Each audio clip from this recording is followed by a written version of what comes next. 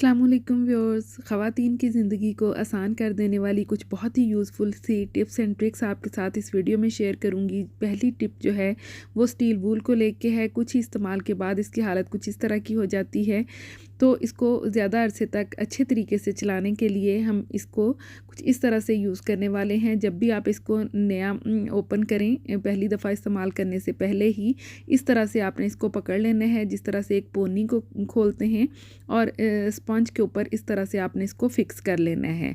अब जो भी ज़र्रात इसके अंदर चले जाते थे और ये जुड़ जाती थी, उन सब से ये महफूज रहेगी और आपकी वूल लंबे अरसे तक चलेगी।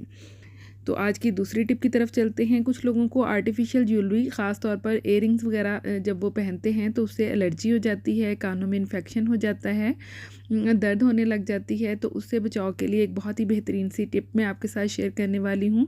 जो भी इयररिंग्स या टॉप्स आपने पहनने हों तो उसके लिए आपने लहसुन का एक पीस ले लेना है। इस तरह से एक ही काफ़ी है। एक पीस को लेके इसको चाहें तो छील लें, वरना उसी तरह से भी आपने जौन से भी इयररिंग्स पहनने हों, जो हिस्सा कान के अंदर जैसे गुज़रता है उस हिस्से को आपने इस लहसुन के अंदर गुजारना है, इस तरह से कि लहसुन की कोटिंग इसके ऊपर हो जाएगी और उससे ये एंटी इन्फ्लेमेशन है। आपके कानों के अंदर जो एलर्जी होती है किसी भी मेटल से, वो नहीं होगी।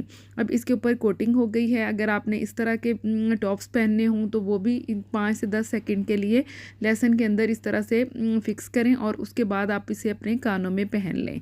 आपके कानों में दर्द नहीं होगा, इन्फेक्शन नहीं होगी और कान पक कर जो पस पड़ती है उससे भी ये महफूज रहेंगे।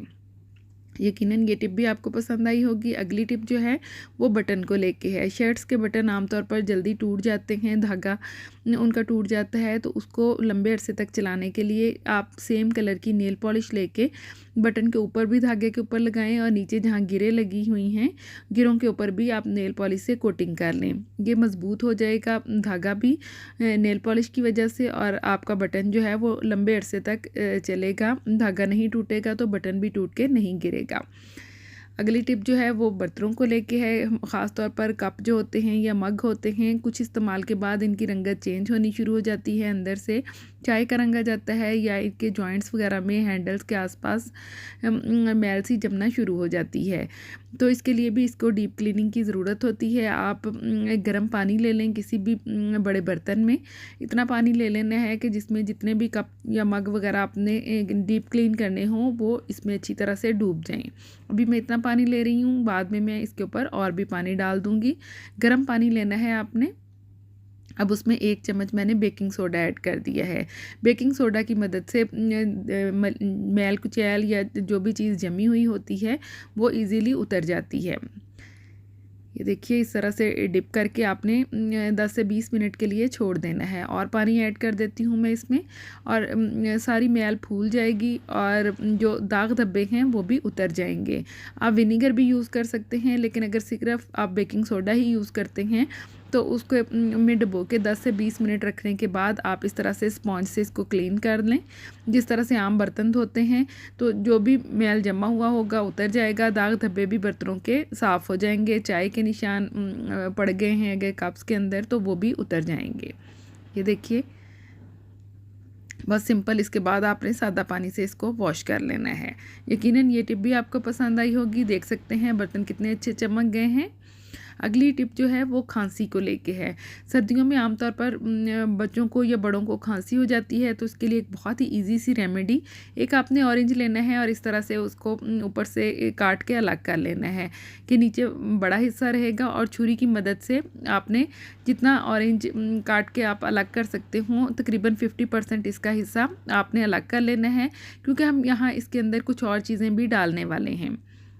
ये देखिए अब आपने लहसुन का एक टुकड़ा लेना है। हमें क्रश किया हुआ लहसुन चाहिए, आधा चम्मच के करीब। इसको आप ग्रेटर से ग्रेट भी कर सकते हैं। इस तरह से आपने ऑरेंज का जो हिस्सा खाली किया था उसके अंदर इसको अच्छी तरह से फिक्स कर देना है, और साथ ही हम इसमें हनी ऐड करेंगे।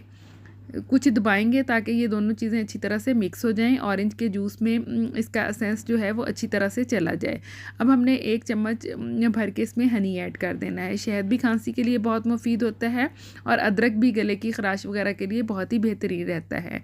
1 घंटे के लिए छोड़ देना है। 1 घंटे के बाद जो पल्प था सारा मैंने एक गिलास में निकाला है और अब इसको स्टेन कर लेना है। दिन में 1 मरतबा आपने इस जूस को पीना है, तो आपकी खांसी 3 से 4 दिन के अंदर अच्छी तरह से ख़त्म हो जाएगी। और बेशक जितनी मर्ज़ी पुरानी खांसी हो, रेशा वाली खांसी हो, इस जूस के इस्तेमाल से वो बिल्कुल। इस ट्रिक को ज़रूर अप्लाई करके देखिएगा, यकीनन बहुत ही फ़ायदेमंद होने वाली है। अदरक और शहद दोनों ही खांसी में बहुत मुफीद होते हैं और ऑरेंज जूस के साथ इनका कम्बिनेशन बहुत ही बेस्ट रहता है। ये जूस डेली आपने 2 से 3 दिन यूज़ करना है और रिज़ल्ट आपको बेहतरीन मिलेगा। तो चलिए आज की नेक्स्ट टिप की तरफ चलते हैं, जो कि सैनिटरी पैड को लेके है। अगर सैनिटरी पैड के ऊपर चंद कतरे कोई भी एसेंशियल ऑयल या फिर परफ्यूम के डालने के बाद आप अपने कमोड के नीचे इस तरह से इसको चिपका दें, तो 1 वीक तक इसमें से बहुत ही अच्छी सी खुशबू आती रहेगी और आपका बाथरूम जो है वो महकता रहेगा। इसकी बैड स्मेल ख़त्म हो जाएगी और अच्छी सी अरोमा हर वक्त आती रहेगी। नेक्स्ट टिप जो है मक्खी और मच्छर को लेके हैं।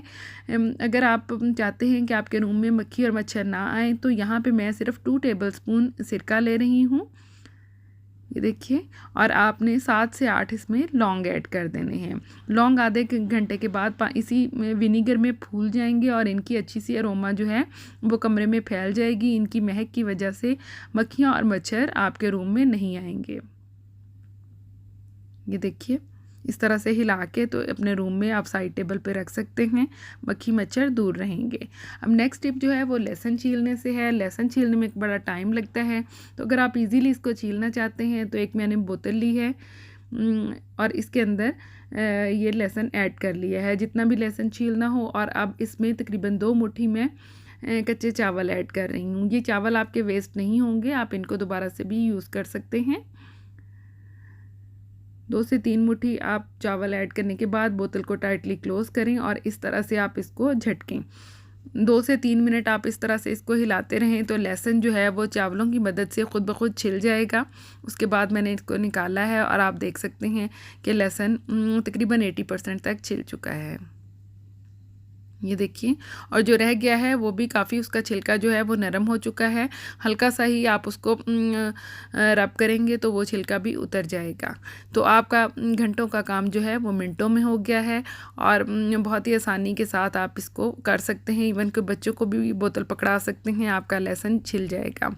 और ये जो चावल हैं ये इनको आप साइड पे कर लें और दोबारा से आप यूज़ कर सकते हैं, ये देखिए।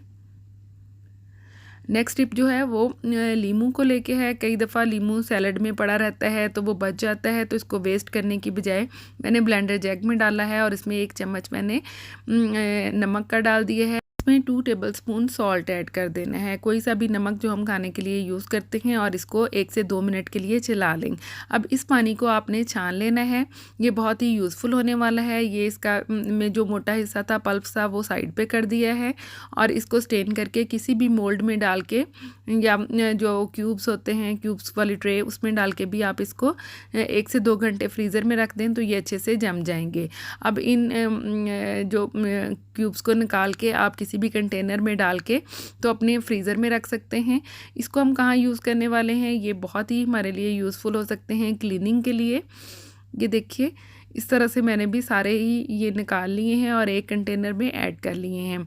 जब भी आपका ड्रेन जो है वो ब्लॉक होने का ख़दशा हो, ख़ास तौर पर सिंक का, वॉश बेसन का, तो उसके अंदर आप 1 से 2 इसके पीसेस जो हैं वो डाल सकते हैं।